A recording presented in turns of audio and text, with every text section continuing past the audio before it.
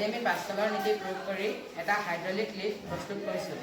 এই লিফ্ট তৈয়াৰৰ বাবে আমাৰ প্ৰয়োজনীয় সামগ্ৰীসমূহ হৈছে 4টা সিৰিঞ্জ, কিছুমান সৰু সৰু ডাঠ কাগজৰ টুকুৰা, এটা ডাঠ কাগজৰ বাকচ, এডাল লাইনৰ পাইপ, আঠা, কেঁচি। এতিয়া আমি সিৰিঞ্জকেইটাৰ পিষ্টনত বল প্ৰয়োগ কৰাৰ ফলত অন্যকেইটা সিৰিঞ্জলৈ সেই বল পাইপৰ মাজেৰে গৈ যিকোনো এটা গধুৰ বস্তু দঙাত সহায় কৰে।